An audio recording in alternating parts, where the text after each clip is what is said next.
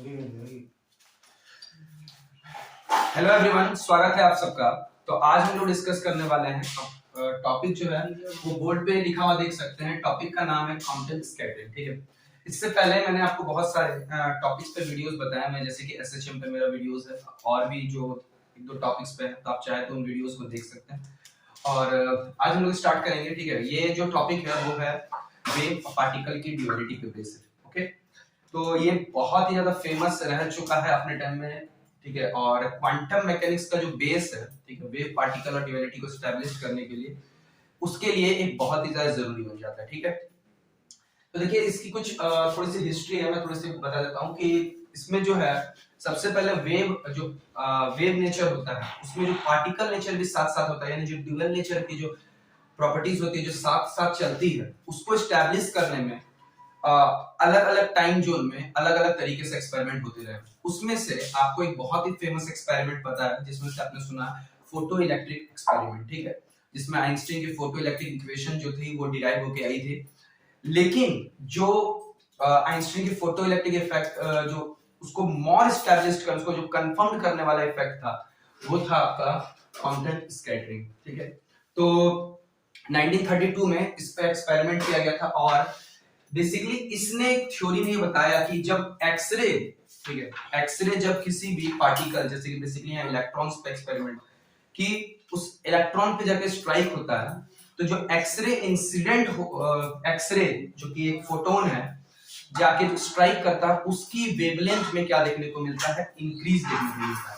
यानी हम कह सकते हैं कि जो wavelength of the light incident है उसकी वेवलेंथ में क्या देखने को मिला, चेंज देखने को मिलता है।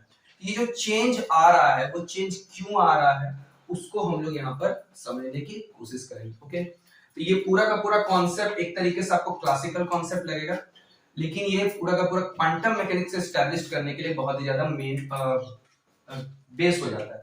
ओके, तो इसको समझने की कोशिश करते हैं कि आखिर ये क्या कह रहा है और इसमें क्या। देखिए क्लासिकली इस पे क्या बात की गई थी, क्लासिकली इसमें क्या कहा गया था कि आपके पास कोई एक इलेक्ट्रॉन है, ठीक है, कोई एक, सपोज कीजिए कोई एक इलेक्ट्रॉन है और यहां से कोई एक फोटोन आ रहा है। ठीक है, इसको क्लासिकली कैसे एक्सप्लेन किया गया था, इसमें से दो चीजें इसमें मानी गई थी। क्लासिकली क्या बताया गया कि इलेक्ट्रॉन्स जो होते हैं, ये इलेक्ट्रॉन है, ये फोटोन जो होते हैं, इलेक्ट्रॉन क्या करता है, फोटोन के अंदर जो एक्सेस एनर्जी होता है उसको सबसे पहले क्या करता है, एब्जॉर्ब करता है, और उस एनर्जी को एब्जॉर्ब करने के बाद वो इलेक्ट्रॉन ओसिलेट होता है। और आपको पता है कि जब कोई पार्टिकल चार्ज बढ़ती ओसिलेटिंग होता है तो वो क्या कर सकता है, रेडिएशन इमिट कर सकता है, और इसकी जो रेडिएशन वो इमिट करेगा, उस रेडिएशन इमिट की जो इंटेंसिटी है वो जो पार्टिकल फोटोन जो इंसिडेंट हुआ है उसकी इंटेंसिटी पर डिपेंड करता है। ये पहला क्लासिकल कंसेप्ट से हिसाब से कहा किया गया, तो उसको ये कहा गया गया कि इस तरीके से हो सकता है, लेकिन इसका एक्सपेरिमेंटली कोई प्रूफ नहीं मिला। ठीक है, इसको हम एक्सपेरिमेंटली एस्टैब्लिश नहीं कर पाए थे। क्या था, दोनों जो बातें कहा गया कि ये एक्सेस एनर्जी को क्या करता है, एब्जॉर्ब करता है, फिर ये पार्टिकल ओसिलेट करता है, ठीक है, और उसके बाद वो रेडिएशन इमिट करता है, इसका क्लासिकली कोई हम लोग क्लासिकली ये कहा, ठीक है, लेकिन इसको कोई एक्सपेरिमेंटली हम लोग इस बात को प्रूफ नहीं कर पाए। लेकिन फिर भी हम इस चीज को प्रूफ करने के लिए क्लासिकल थ्योरीज में आप लोग पढ़ते होंगे दो इंपॉर्टेंट बात, ठीक है, कि हम लोग यहाँ मान के चलेंगे कि फोटोन जो है इलेक्ट्रॉन से जब स्ट्राइक कर रहा है तो जो कॉलिजन हो रहा है वो पूरा का पूरा क्या हो रहा है, इलास्टिक कॉलिजन हो रहा है। और यहाँ पर इलास्टिक कॉलिजन में आपको पता है कि दो इंपॉर्टेंट लॉज आपके सेटिस्फाई होते हैं। पहला होता है law of conservation of linear momentum, और दूसरा जिसको आप कहते हैं law of conservation of energy. तो ये कन्वेंशन के साथ हम लोग चलेंगे। ये थोड़ी सी बेसिक मैंने आपको थ्योरी बता दी, अब आगे की बात हम लोग यहाँ समझने की कोशिश करते हैं कि क्या कह रहा है। ठीक है, जैसे सपोज कर रहे हैं कि आपके पास एक फोटोन है और यहाँ पे इलेक्ट्रॉन है। ठीक है, फोटोन की जो एनर्जी है वो हम लोग मान लेते हैं ई नॉट। ठीक है, क्या है, ई नॉट, जिसको आप लिख सकते हैं एच न्यू के फॉर्म में लिख सकते हैं, जहाँ एच क्या है आप जानते हैं, प्लैंक्स कांस्टेंट, न्यू क्या है, इस फोटोन की क्या है, फ्रीक्वेंसी है। ओके, इंसिडेंट फोटोन की फ्रीक्वेंसी, और इलेक्ट्रॉन है जो कि रेस्ट में है तो उसके पास सिर्फ एक ही तरह की एनर्जी होगी जिसको हम लोग कहेंगे रेस्ट मास एनर्जी। और इस रेस्ट मास एनर्जी को आप बहुत अच्छे से जानते हैं, उसको एग्जैक्टली आप लिखते हैं m0c का स्क्वायर। और हम लोग यहाँ पर क्या मान के चल रहे हैं कि me जो है वो mass of rest mass of electron है। ठीक है, ये फोटोन जाके इससे स्ट्राइक किया, ओके, जाके स्ट्राइक किया और स्ट्राइक करने के बाद फोटोन इलेक्ट्रॉन ने क्या किया, इसका कुछ फ्रैक्शन ऑफ एनर्जी लिया होगा और उसके बाद ये इलेक्ट्रॉन एक सपोज कि इस पाथ पे चला गया। ओके, ये इलेक्ट्रॉन की पाथ होगी और ये ओरिजिनल पाथ है। उसके बाद फोटोन का जो पाथ है वो कुछ इस तरीके से आ गया और फोटोन अपना ये न्यू फोटोन जो आ गया, जिसकी अपनी वेवलेंथ जो है वो चेंज हो गई, जिसकी फ्रीक्वेंसी में भी बदलाव देखने को मिल गया होगा, वो थीटा एंगल से चेंज हो गया, अपने पाथ में स्कैटर्ड हो गया। इसको कहते हैं theta is called angle of scattering या स्कैटरिंग एंगल। ठीक है, यानी ये जो फोटोन का पाथ था वो अपने ओरिजिनल पाथ से क्या हो गया, थीटा एंगल क्या हो गया, स्कैटर्ड हो गया। ठीक है, और इलेक्ट्रॉन जो था जो रेस्ट में था वो कितना एंगल से बेंड कर गया है, फाई एंगल से बेंड कर गया। ओके, इतना हम लोग कन्वेंशन लेके चलते हैं। और यहाँ जो फोटोन है, जो न्यू फोटोन है, उसकी एनर्जी को हम लोग क्या मान के चलते हैं, ई, जिसको हम लोग एच न्यू डैश से शो कर सकते हैं। ठीक है, एच न्यू डैश, या ठीक है क्योंकि हमने इसे एच न्यू माना है तो इसे एच न्यू डैश मान लेते हैं। और यहाँ पे जो आप कह सकते हैं कि जो इलेक्ट्रॉन है उसके पास, जिस इलेक्ट्रॉन के पास पहले केवल और केवल रेस्ट मास एनर्जी थी, अब उसके पास दो एनर्जी आ जाएगी, एक हो जाएगी रेस्ट मास एनर्जी और साथ साथ उसके मोशन में है उसके पास काइनेटिक एनर्जी भी जो आ जाएगी, जो यहाँ एनर्जी के आपस में एक्सचेंज यानी law of conservation of energy के एक्सचेंज के कारण से आप देखने पा सकते हैं। ठीक है, तो ये बेसिक थ्योरी है, आप ये समझ सकते हैं। तो इसमें हम लोग क्या कहा कि फोटोन जो है वो जाके किसको स्ट्राइक कर रहा है, इलेक्ट्रॉन को। इलेक्ट्रॉन क्या हो रहा है, वहां से रिकॉइलिंग इलेक्ट्रॉन कहते हैं कि वो रिकॉइल करके वहां चला गया। उसके बाद क्या हो रहा है कि यहाँ से ये जो फोटोन है, नया फोटोन जो है, इस तरीके से हमें स्टडी क्या करना है कि इस फोटोन की वेवलेंथ में कितना चेंज आएगा, या फिर इस फोटोन की हम कह सकते हैं वेवलेंथ में चेंज आने का मतलब आप समझ सकते हैं फ्रीक्वेंसी में कितना बदलाव आया है, उसको पहले स्टडी करिए। ठीक है, तो अगर हम लोग बात करते हैं law of conservation of energy को लगाते हैं तो आपको पता है कि जितना कॉलिजन से पहले एनर्जी जितनी होगी, कॉलिजन के बाद भी क्या रहेगी, उतनी एनर्जी रहेगी। तो कॉलिजन से पहले जो एनर्जी है, तो अगर हम लोग इसे लिखना चाहें from law of conservation of energy को हम लोग देखते हैं। ठीक है, law of conservation of energy पे जाते हैं तो इसके पास, फोटोन के पास एनर्जी यानी इसके पास है ई नॉट, प्लस यहाँ इलेक्ट्रॉन रेस्ट में है तो उसके पास रेस्ट में, तो भले इसकी काइनेटिक एनर्जी नहीं है लेकिन यहाँ पर इलेक्ट्रॉन की रेस्ट मास एनर्जी उसके साथ है, यानी MEc²। ओके, ये हो गया कब, जब ये फोटोन इलेक्ट्रॉन से आपस में भी कोलाइड नहीं किया है। ठीक है, इन कॉलिजन नहीं हुआ है, और कॉलिजन कैसा है, इलास्टिक कॉलिजन हम लोग लेके चल रहे हैं। ओके, अब जब वो इससे स्ट्राइक कर गया तो इसके पास फोटोन की एनर्जी बच गई है E प्लस इसकी एनर्जी हो जाएगी। ठीक है, यानी इलेक्ट्रॉन की एनर्जी कितनी होगी। अब ध्यान से बात है, इलेक्ट्रॉन के पास दो एनर्जी मैंने कहा, एक कहा इसकी जो रेस्ट मास एनर्जी है प्लस इसके पास किसके काइनेटिक एनर्जी, यानी टोटल एनर्जी जो होगा वो आपको पता है, वो आप इस तरीके से रिलेटिविस्टिक केस में लिख सकते हैं PE का P²C² प्लस M²C⁴। ठीक है, ये तो आप जानते हैं, ये फेमस फॉर्मूला है। ठीक है, जहां P हम यहाँ सफिक्स में यहाँ E लगा देते हैं ताकि हम क्या ही समझेंगे, PE मतलब क्या होगा, linear momentum, linear momentum of electron की बात करते हैं। ठीक है, लीनियर मोमेंटम ऑफ क्या है, इलेक्ट्रॉन। अब हमें ध्यान से रखना, हमें टारगेट क्या रखना है, हमें इस E को फाइंड करना है। ठीक है, in the term of E not, in the term of E not and in the term of M not के टर्म में निकालना है, और कोशिश करना है कि हमें उसके स्कैटरिंग एंगल के टर्म में दिखाना है।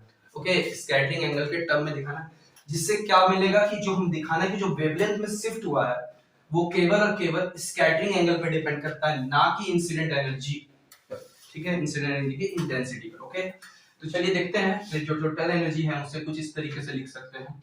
ठीक है, क्या लिख सकते हैं यहाँ पे, √PE², C² M²C⁴ इसको हम लोग क्या मानते हैं, इक्वेशन नंबर 1। ठीक है, ये हमने क्या लगाया, law of conservation of energy लगाया।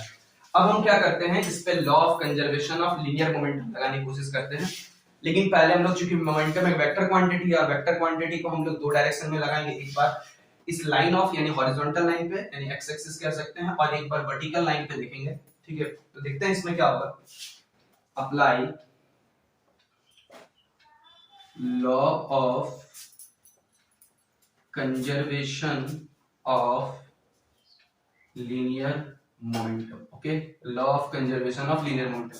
ठीक है, तो एक बार मैं देख लेता हूँ वीडियो प्ले हो रहा है कि नहीं हो रहा है। ठीक है, चलिए ठीक है। तो यहाँ से हम लोग देखते हैं कि law of conservation of linear momentum के हिसाब से क्या करते हैं यहाँ पे। तो law of conservation of linear momentum अगर हम इसमें लगाते हैं किस पे, पहले हम लोग सिंपल यहाँ पे एक लाइन लिख लेते हैं अलोंग एक्स एक्सिस की तरफ समझने की कोशिश करते हैं। तो जब एक्स एक्सिस पे से लगाने की कोशिश करेंगे तो हम क्या देखेंगे कि इस पार्टिकल की, देखिए फोटोन के पास केवल क्या है, फोटोन की कोई रेस्ट मास एनर्जी, रेस्ट मास होता नहीं, तो उसके पास केवल क्या है, एनर्जी है। किसकी एनर्जी है, इतना। तो उसके पास मोमेंटम कितना होगा आपको पता है, E इज इक्वल टू, अभी जैसे कि वो फॉर्मूला मैंने लिखा है p square c square plus m square plus c to the power 4। अगर ये टर्म जीरो हो जाए, क्योंकि इसके rest mass energy, rest mass है नहीं, तो इसका मतलब m की वैल्यू जीरो है, तो क्या बचेगा, E is equal to pc, और यहां से जो मोमेंटम आएगा वो आता है energy by speed of light. Okay, energy by क्या, speed of light. Okay, so in that case हम यहाँ पे क्या लिख सकते हैं कि जो मोमेंटम होगा वो होगा E नॉट बाई सी, चूंकि इस लाइन पे। अब ये तो बेचारा अभी रेस्ट पे था इलेक्ट्रॉन, तो इसका कोई मोमेंटम नहीं आएगा, लेकिन जब हम इसकी बात कर रहे हैं तो इसका हमने मोमेंटम लिया था p। ओके, तो इसका जब रिजॉल्व कर रहे हैं तो इस साइड आपका cos फाई का कंपोनेंट आएगा, उसी तरह से इसका भी क्या आएगा, cos फाई वाला कंपोनेंट आएगा। तो इसका मतलब हम लोग इसमें लिख सकते हैं pe cos फाई प्लस यहां से आपका ये, अगर इसके पास एनर्जी कितनी है E, तो फिर से यहां से हम लोग लिख सकते हैं E बाई सी इसकी मोमेंटम इनटू क्या आ जाएगा, cos थीटा। यहां से क्या आ जाएगा आपका cos थीटा देखने को मिल जाएगा। ओके, तो हम इससे क्या कर सकते हैं, यहां से एक चीज हम निकाल सकते हैं, यहां से PE जो cos फाई है वो आपका आ जाएगा E naught by C minus E by C into cos theta. इसको इक्वेशन नंबर हम लोग क्या मान लेते हैं, 2। ठीक है, इसको इक्वेशन नंबर हमने क्या माना है, 2। अब देखते हैं इक्वेशन नंबर 2, इसमें तो हमने x एक्सिस पे लगाया है, अब देखते हैं y एक्सिस पे अगर हम लगाने की कोशिश करते हैं, अगर इसे हम तोड़ने की कोशिश करते हैं इस लाइन पे। ठीक है, तो अगर ये P है तो इधर क्या होगा, PE sin फाई, और इसी तरह से अगर एनर्जी E है तो E बाई सी, चूंकि इसका मोमेंटम हो जाएगा, और इधर sin थीटा कंपोनेंट आ जाएगा। ओके, तो हम क्या लिखेंगे यहां से, अगेन लॉ ऑफ कंजर्वेशन लगाते हैं किसमें, y एक्सिस पे यानी वर्टिकल लाइन पे। तो हम क्या देखते हैं, PE sin phi is equal to E। Okay, इसकी एनर्जी है E, मोमेंटम क्या होगा E बाई सी इनटू क्या आ जाएगा sin थीटा। इसको इक्वेशन नंबर 3 मान लीजिए, इसको इक्वेशन नंबर क्या माना हमने, 3 मान लिया। ओके, अब हमारे पास 1, 2 और 3 इक्वेशन है। हम यहां से एलिमिनेट करते हैं इस फाई को, क्योंकि हमें फाई के टर्म में रखना नहीं, हमें थीटा के टर्म में रखना है, स्कैटरिंग एंगल के टर्म में इसको रिजल्ट को पूरा का पूरा निकालना है। तो अगर हम दोनों साइड स्क्वायरिंग करेंगे, इन दोनों को ऐड करते हैं,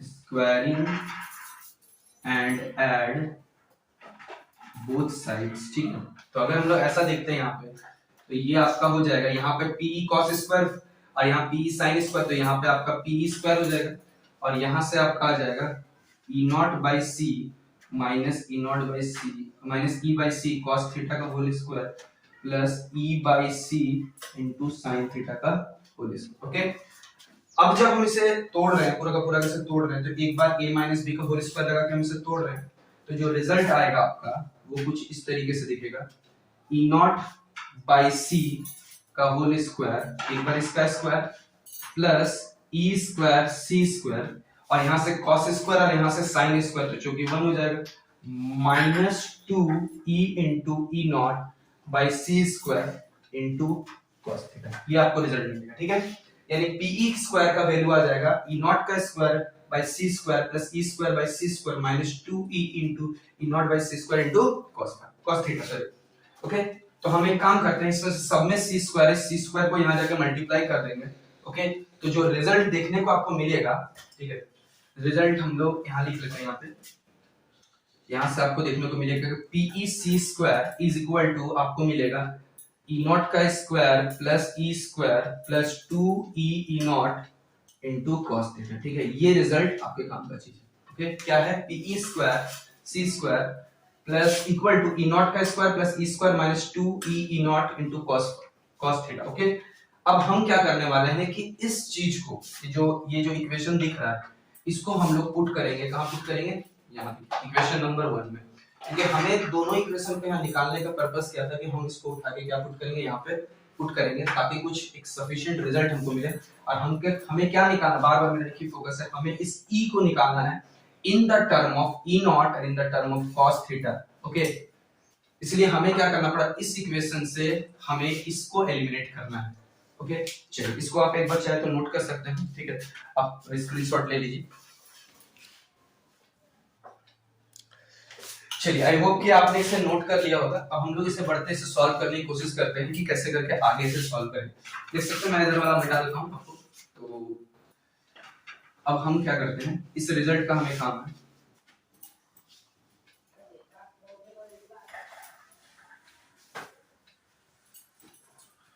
देखिए अब क्या है कि हम इस वैल्यू को यहाँ पुट कर देते हैं तो हमें क्या मिलता है, देखिए ध्यान से। यहां से जो हमें देखने को मिल जाएगा आपको, यहां से थोड़ा सा लिख लेते हैं, E naught plus M E सी का square plus E plus root over, ये पूरा वैल्यू पुट करते हैं, ई नॉट का square plus E square plus 2 E naught into cos theta plus M E square c to the power 4। Okay, अब क्या कर रहे हैं, हम इस वाले को इधर लेके आ जाते हैं, तो यहां आपका बच गया ई नॉट माइनस ई का whole square plus M E सी square plus root over E naught का square plus E square minus 2 E into E naught into cos theta plus M E square into C to the power 4। Okay, हमें यहां से इसका, चूंकि हमें इसमें से ई का स्क्वायर को एक साइड करना पड़ेगा, तो इसके करने के लिए हम दोनों साइड क्या करते हैं, स्क्वायरिंग करते हैं। ओके, तो दोनों साइड अगर हम स्क्वायर कर देते हैं तो स्टेप में लिख लेते हैं, यहाँ से स्क्वायर कर देते हैं, जैसे स्क्वायर करेंगे यहाँ से आपका रूट हट जाएगा।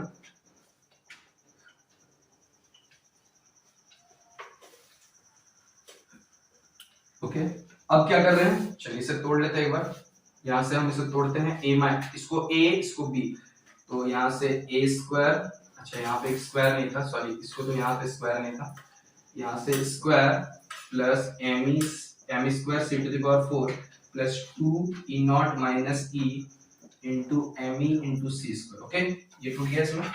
और इधर से जब हम इसे तोड़ रहे हैं तो इधर आपका बच गया है ई नॉट का square plus E square 2 E into E naught into cos theta plus यहाँ से हम देख रहे हैं यहाँ पे एम ई का square into C to the power 4। यहाँ से आप देख सकते हैं कि ये टर्म और ये टर्म आपका कैंसिल आउट हो जा रहा है, ठीक है। अब इसे एक बार एक्सपेंड कर लेते हैं हम लोग, यहाँ से a माइनस बी का होल स्क्वायर, ये फिर से a square plus b square minus 2ab हो जाएगा, और यहाँ पे जो आपका बच गया है 2 E naught minus E into M E square C power 4, और यहाँ आपका बचा हुआ है E naught square plus E square minus 2 into E naught बचा हुआ, और यहाँ पे बगल में आपका cos थीटा। ओके, तो यहाँ से आपका क्या क्या कैंसिल आउट हो गया, अगेन फिर से ये ई नॉट का square cancel out, E square cancel out, आपके पास बच क्या गया, ये एक टर्म बच गया, ये एक टर्म बच गया, ये टर्म, ठीक है। और इन पूरे टर्म में फिर से देखिए आपका सब में 2 कॉमन है, तो 2 भी आपका कैंसिल आउट हो जाएगा, और आपके पास बच जाएगा minus E into E naught plus E naught minus E m E सी square minus 2 into E naught into cos theta.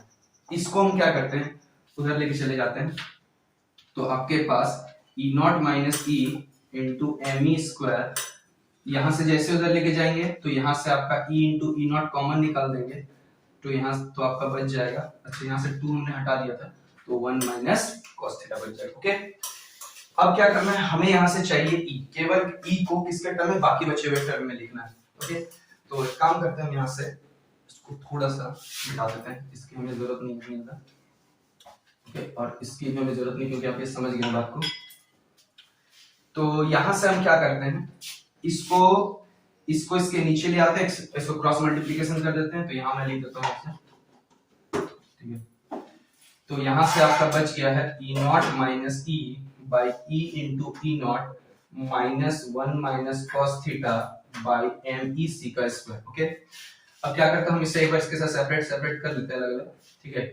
यहाँ से 1 by E minus 1 by E naught is equal to 1 minus cos theta by M E सी का square, तो यहाँ से आपका 1 by ई बच गया क्या, 1 by E naught plus 1 minus cos theta by M E सी का स्क्वायर। ये एक जो रिजल्ट हमें मिल रहा है, ठीक है, ये रिजल्ट बहुत ही ज्यादा काम का है। यहाँ पे आपको क्या पता चल रहा है, ये ई है क्या, जो फोटोन स्कैटर हुआ, जो स्कैटरिंग फोटोन है उसकी जो एनर्जी है वो क्या है, 1 by E naught plus 1 minus cos theta by M E सी का स्क्वायर। वो मास ऑफ द फोटोन पे डिपेंड, सॉरी इलेक्ट्रॉन पे डिपेंड करे और स्कैटरिंग एंगल पे डिपेंड करे। आपकी इंसिडेंट एनर्जी जो है उस पे तो इंसिडेंट एनर्जी पे, ओके, और साथ साथ उसमें जो चेंज देखने को मिलेगा वो केवल और केवल स्कैटरिंग एंगल और मास ऑफ द इलेक्ट्रॉन पे डिपेंड कर रहा है, ठीक है।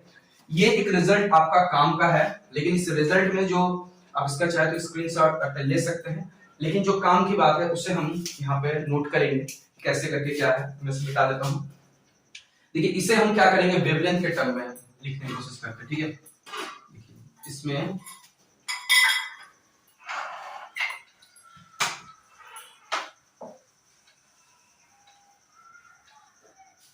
तो अगर हम इसे वेवलेंथ के टर्म में लिखना चाहें, जैसे सपोज कीजिए इसकी वेवलेंथ को हमने लिखा था, इसको एक्चुअली लिख सकते हैं एच सी बाई लैम्डा, और इसे क्या लिख सकते हैं, h c by lambda dash, ठीक है। तो चलिए इसे हम लोग यहाँ पे वैल्यू पुट कर देते हैं। आपके पास क्या है, 1 by E is equal to 1 by E naught plus 1 minus cos theta by M E सी का स्क्वायर। तो यहाँ पे हम पुट करते हैं 1 by h c by lambda dash, 1 by h c by lambda plus 1 minus cos theta by यहाँ से M E सी का स्क्वायर, ठीक है। देखिए सब में से एक सी कैंसिल हो जा रहा है, हम एच कॉमन निकाल के उधर भेज देते हैं, तो लैम्डा डैश बराबर हो गया lambda plus h by M E into c into 1 minus cos theta. ये एक बहुत ही जाना पहचाना फॉर्मूला है, आप इसको बहुत बार देखते होंगे, ठीक है। यहाँ पे क्या बताएंगे, जो लैम्डा डैश है यानी जो वेवलेंथ है, पहले इसकी वेवलेंथ क्या थी, लैम्डा, अब वेवलेंथ क्या है, लैम्डा डैश, उसमें लैम्डा में कुछ ऐड हुआ है यानी वेवलेंथ इंक्रीज कर गई है एंड फ्रीक्वेंसी डिक्रीज कर गई है, दैट मींस उसकी एनर्जी में थोड़ा सा चेंज हुआ है, ओके, यानी वेवलेंथ में चेंज होने हुआ है। और कितना अमाउंट चेंज हुआ है, इतना का अमाउंट, जिसे हम लोग कह सकते हैं कैम्पटन शिफ्ट के नाम से जानते हैं, लैम्डा डेल एल यानी लैम्डा डैश माइनस एल, जो कि h by M E into C है और 1 माइनस कॉस थीटा है। और ये जो टर्म देख रहे हैं ना, ये जो h by M E into C, इसी को हम लोग कहते हैं Compton wavelength for electron. For क्या है, यानी किसी भी पार्टिकल का जिसकी अपनी कुछ एक मास है उसका कैम्पटन वेवलेंथ का निकालने का फॉर्मूला क्या हो गया, h by M E into C, ठीक है, h by M E into C, okay. यहाँ h Planck's constant, M E into C उसका वेवलेंथ का फॉर्मूला हो गया, ठीक है। जैसे कि आपने पढ़ते हैं डी ब्रॉगली वेवलेंथ, जब पार्टिकल की वेलोसिटी v होती है तो आप उसमें lambda by h by p लिखते हैं और p का मतलब mv होता था, लेकिन जब कैम्पटन की बात करते हैं तो h by m mass of the particle into c हो जाता है, ओके। तो इस चीज का अगर यहाँ पर एक्सपेरिमेंट इलेक्ट्रॉन के साथ ना करके प्रोटॉन या किसी दूसरे और अल्फा पार्टिकल या किसी और पार्टिकल के साथ किया गया होता तो वहां पर h बाई उस पार्टिकल की mass into speed of light हो जाता, ठीक है। तो यहाँ पे सारे डेटा आप जरूर पुट कर सकते हैं, ऐसा नहीं कि कैम्पटन वेवलेंथ के लिए आप h की वैल्यू जानते हैं 6.626 into 10 to the power -34, mass of electron जानते हैं, स्पीड ऑफ लाइट जानते हैं, तो कुछ 2 पॉइंट समथिंग कुछ वैल्यूज की आपको मिल जाती है। ये जो है टर्म, इसको हम लोग कहते हैं कैम्पटन वेवलेंथ। बहुत बार क्वेश्चन में पूछा जा सकता है कि कैम्पटन वेवलेंथ में कितना शिफ्ट हुआ है, ठीक है। तो आप इस तरीके से चेंज करिए, वेवलेंथ में कितना शिफ्ट हुआ है वो आप निकाल सकते हैं कैम्पटन स्कैटरिंग। और इंपॉर्टेंट बात आप देख लीजिए कि यहाँ पे जो शिफ्ट हुआ है वो केवल और केवल थीटा पे और इस इलेक्ट्रॉन की मास पे डिपेंड किया है, क्योंकि मास चेंज नहीं होगा, यानी थीटा पे डिपेंड कर रहा है जो शिफ्ट, ठीक है। तो इस एक्सपेरिमेंट में क्वांटम स्कैटरिंग ने ये बताया कि जो पार्टिकल की एनर्जी में चेंज, एनर्जी मतलब फ्रीक्वेंसी मतलब वेवलेंथ, ठीक है, जो वेवलेंथ में जो चेंज आ रहा है वो पार्टिकल नेचर पे डिपेंड कर रहा है। किस पे नेचर कर रहा है, पार्टिकल के नेचर पे डिपेंड कर रहा है, और एंगल पार्टिकल नेचर पे और साथ साथ यहाँ पर एंगल ऑफ स्कैटरिंग पे डिपेंड करता है, ये इंटेंसिटी ऑफ लाइट पे डिपेंड नहीं करता है, ठीक है। तो इस बात ने ये प्रूफ कर दिया कि पार्टिकल्स क्या होते हैं, इसमें वेव और पार्टिकल की जो ड्युअलिटी चलती है वो आपस में यहाँ प्रूव होती है। क्योंकि अगर ये इलेक्ट्रॉन स्कैटर्ड किया है, ठीक है, तो बिल्कुल क्लासिकल कॉन्सेप्ट की तरह आपको समझ सकते हैं इलेक्ट्रॉन ने एब्जॉर्ब होकर, जैसे कोई पार्टिकल के साथ दूसरा पार्टिकल टकराता है तो कॉलिजन की थ्योरी काम करती है, ठीक है। तो उसी तरीके से कॉलिजन की थ्योरी के अनुसार अगर ये पार्टिकल रेस्ट पर रखा, इसकी एनर्जी बढ़ जाएगी और आने वाली पार्टिकल की एनर्जी कम हो जाएगी। तो इसका मतलब ये बात का प्रूफ मिलता है कि फोटोन जो है, ठीक है, फोटोन क्या है, फोटोन एक मास की तरह है, ठीक है, बिल्कुल एक पार्टिकल की तरह है जिसकी एनर्जी जो है वो E है और उसका जो मोमेंटम होता है वो E/c होता है। तो इस बात ने प्रूव कर दिया फोटोन के भी कुछ, उसमें भी कैसा नेचर है, पार्टिकल नेचर है, इस एक्सपेरिमेंट ने प्रूव कर दिया, ठीक है। अब इसमें जो एक बात और भी आप गौर कर सकते हैं, इसमें जो एक आप गौर करने के लिए एक फॉर्मूला आपके काम का है, ये वेवलेंथ में कितना शिफ्ट हुआ है, कैम्पटन वेवलेंथ क्या होता है, ठीक है। और यहाँ पे जैसे मान के चलिए यहाँ जो थीटा है, अगर मान लीजिए पार्टिकल इस तरीके से गया, फोटोन इस तरीके से गया और फोटोन जो है रिकॉइल होने के बाद अपने फिर से रिवर्स पाथ को ले लेता है, तो उस वक्त आप कितना वैल्यू रखिएगा थीटा की। जैसे पार्टिकल इधर जा रहा होगा, ठीक है, फोटोन इधर जा रहा हो और फोटोन फिर से रिकॉइल होकर इधर आ गया, तो थीटा की वैल्यू आपको कितनी रखनी होती है, 180 डिग्री। cos 180 डिग्री कितना हो जाता है, -1। आप आगे चेंज को निकाल सकते हैं, ठीक है। तो इन सब बातों का आप ध्यान रखिएगा तो आपका प्रॉब्लम बनाना दिखेगा। एक बात और आपको ध्यान देने वाली बात है, जो है कभी कभार आपसे पूछा जा सकता है कि ये जो एंगल है वो फाई कैसे निकालेंगे, ठीक है। तो आप इसको बहुत आसानी से निकाल सकते हैं, जैसे कि अभी हमने पढ़ा है, ठीक है। जो ऐसे तो बेसिकली आप इस पे नॉर्मल फार्मूला लगा के भी बना सकते हैं, कोई ऐसा जरूरी नहीं कि आपको फार्मूला याद रखने की जरूरत है, ठीक है। फिर भी मैं जैसे कि अभी हमने निकाला था कि इसका जो वर्टिकल कंपोनेंट होता है, ठीक है, वो क्या होता है, इक्वेट करते हैं, ठीक है। तो एक रिलेशन मुझे फिर से, अगर मैं बोर्ड पे मैंने मिटा दिया, तो अगर हम लोग एक बार इसे फिर से देखते हैं तो इसे क्या लेते हैं, PE sin फाई को क्या लिख सकते हैं, E/c इंटू हम इसे क्या लिख सकते हैं, sin थीटा लिख सकते हैं वर्टिकल कंपोनेंट के लिए। और जो हॉरिजॉन्टल कंपोनेंट था उसमें हम लोग इसे लिख सकते थे PE cos फाई, ठीक है, प्लस हमने क्या लिखा था, E/c into cos theta into क्या लिख सकते थे, plus cos theta is equal to E0/c लिखा था कि हमने लिखा था, ठीक है। इस प्लस को अगर हम उधर लेके चल जाते तो ये माइनस हो जा रहा था, तो इसे E0/c into cos theta minus E0/c, sorry ये हमने लिखा था E0/c minus E/c into cos, ये हमने लिखा था मोमेंटम के टर्म। अब हमें क्या करते हैं, दोनों को इसे डिवाइड कर देते हैं, तो यहाँ से ये और ये कैंसिल हो जाएगा और आपके पास tan फाई बराबर आपके पास बच जाएगा E/c into sine theta by E0/c minus E/c into cos phi. ये आप भी लिख सकते हैं, tan फाई, यहाँ से फाई की वैल्यू इवैल्यूएट कर सकते हैं और ज्यादा से ज्यादा यहाँ से c को अगर हम एलिमिनेट कर देते तो यहाँ से c हमारा एलिमिनेट हो जाएगा। आप चाहे तो इसे फ्रीक्वेंसी के टर्म में भी लिख सकते हैं, इससे हम लोग h न्यू डैश और वेवलेंथ एनर्जी फ्रीक्वेंसी के टर्म में लिख सकते हैं, या तो इसे आप वेवलेंथ के टर्म में लिख सकते हैं। अगर हम इसे फ्रीक्वेंसी के टर्म में लिखने की कोशिश करते हैं तो हम क्या देखते हैं, यहाँ से tan फाई बराबर यहाँ से h new dash into sin, यहाँ से h new minus h new dash into cos theta, यहाँ से सारे में से h कैंसिल हो जाएगा, तो आपके पास tan फाई बराबर new dash into sin theta by new minus new dash into cos, ठीक है। इसे आप लिख सकते हैं। इसको ज्यादा से ज्यादा बेटर फॉर्म में बनाने के लिए हम क्या कर सकते हैं, इसको एक काम कर सकते हैं, यहाँ से अगर हम लोग न्यू डैश नीचे से कॉमन निकाल देते हैं, ठीक है, या फिर हमने से न्यू डैश यहाँ से कॉमन निकालते हैं, तो हमारे पास एक रिजल्ट और बन सकता है, ये बन गया sin theta by new minus new dash minus क्या बच जाएगा आपके पास cos थीटा। ये टर्म भी आपके काम का हो सकता है।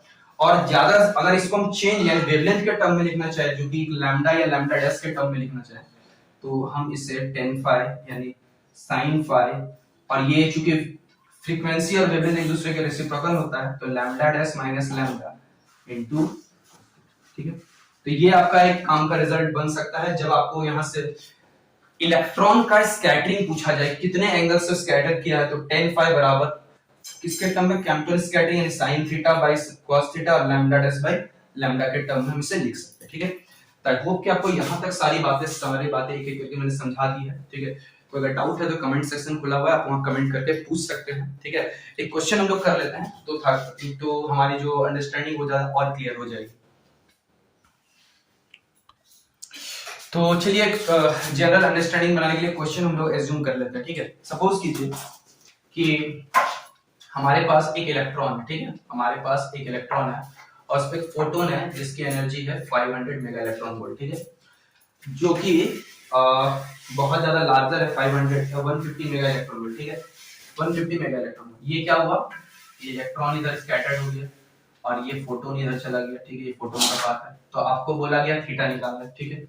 तो आपको एनर्जी या फिर आपसे बहुत कुछ पूछा जा सकता है, ठीक है, तो आपसे अगर बहुत कुछ यहाँ से पूछा जा सकता है, यहाँ पे थीटा की वैल्यू कुछ भी दी हुई है, ठीक है, थीटा की वैल्यू कुछ भी हो सकती है। हाँ, क्वेश्चन में मैंने आपको बता दिया कि चलिए मान के चलते हैं कि फोटोन जो है वो रिकॉइल हो गया, फोटोन क्या हो गया, रिकॉइल हो गया, पूरा रिबाउंस कर गया। तो ऐसे केस में हम लोग कितना लेंगे, थीटा की वैल्यू 180, तो जो शिफ्ट आएगा वो आ जाएगा लैम्डा, आपके पास मैंने क्या बताया h by me into c into क्या है 1 माइनस cos थीटा, ठीक है। थीटा की वैल्यू कितना लेंगे 180, cos 180 कितना हो जाता है आपका -1, तो इसका मतलब लैम्डा डैश बराबर lambda plus 2h by m, sorry यहाँ पे प्लस हो जाएगा, तो यहाँ जो शिफ्ट होगा वो आपका कितना होगा 2 टाइम्स ऑफ कैंटन वेवलेंथ हो जाएगा, of the electron Canton wavelength of the electron हो जाएगा, ठीक है। चलिए यहाँ से और एक क्वेश्चन हमारा बन सकता है इस पे जनरली, कि अगर हम लोग ये वाला फार्मूला हमने जो पढ़ा 1 minus cos theta by me into sec square, suppose कीजिए, ठीक है, कि अगर E नॉट जो है वो बहुत बहुत लार्जर है rest mass energy, rest mass of the, जैसे आपको पता है कि इलेक्ट्रॉन का जो होता है वो जो रेस्ट मास होता है वो होता है कुछ 0.511 मेगा इलेक्ट्रॉन वोल्ट, इतना ही होता है, कि आपने न्यूक्लियर फिजिक्स में पढ़ा होगा 0.511 मेगा इलेक्ट्रॉन वोल्ट इतना होता है। तो अगर उसके कंपैरिजन में ये बड़ा हो जाएगा, ठीक है, और रिकॉइल भी हो रहा है, तो ऐसे केस में हम लोग क्या पाएंगे कि ये 1 बाई ई, ध्यान समझिए, ई नॉट अगर बड़ा है me यानी रेस्ट मास ऑफ क्या इलेक्ट्रॉन में, तो 1 बाई ई नॉट बहुत छोटा हो जाएगा इसके मुकाबले में। तो ऐसे केस में इस टर्म को हम क्या कर देंगे, नेग्लेक्ट कर देंगे, और हमारे पास 1 बाई ई बराबर बच जाएगा 1 माइनस cos थीटा बाई आपके पास बच जाएगा me सीधा स्क्वायर। यहाँ थीटा की वैल्यू कितना है 180 डिग्री, तो इसका मतलब आपके पास E बराबर आ जाएगा me c का स्क्वायर बाई 2, यानी जो फोटोन होगा, ठीक है, आप समझिए यहाँ से कॉन्सेप्ट समझिए कि अगर फोटोन किसी इलेक्ट्रॉन पे जाके स्ट्राइक किया और वहां से अगर वो रिबाउंस कर रहा है, तो उसकी एनर्जी जो होगी उस रेस्ट मास एनर्जी पे क्या हो जाएगी, रेस्ट मास एनर्जी की क्या हो जाएगी, हाफ हो जा रही है, ठीक है। जब कब के केस में, जब ये बहुत ज्यादा होगा, ठीक है, अदरवाइज नहीं, ठीक है। जैसे अगर ये रेस्ट मास एनर्जी उसकी कितनी है 0.511 है, ठीक है, उसके मुकाबले आपने अगर 0.8 या 1 मेगा इलेक्ट्रॉन वोल्ट दिया तो नहीं होगा, बट अदरवाइज ये बहुत ज्यादा लार्जर के केस में, ठीक है, तो ये आपको ध्यान रखने वाली बात है। तीसरा केस अगर सबसे पूछा जाता कि बताइए ये जो पार्टिकल जा रहा है यानी जो इलेक्ट्रॉन इधर से गया उसकी काइनेटिक एनर्जी कितनी होगी, तो आप सिंपल इसमें लगा सकते हैं काइनेटिक एनर्जी कितनी होगी। एक चीज बताइए, जैसे इलेक्ट्रॉन 150 इलेक्ट्रॉन वोल्ट से गया, फोटोन के पास एनर्जी कितनी थी 150 मेगा इलेक्ट्रॉन वोल्ट, वो गया इलेक्ट्रॉन को एनर्जी इंपार्ट किया और रिबाउंस किया कितने के, जस्ट इसके me by MEC square by 2 से, तो इसका अगर वैल्यू 0.155 बाय 2 कर देंगे तो 0.25 मेगा इलेक्ट्रॉन वोल्ट के आसपास आता है, यानी जो फोटोन रिबाउंस किया उसकी एनर्जी कितनी है 0.25 मेगा इलेक्ट्रॉन।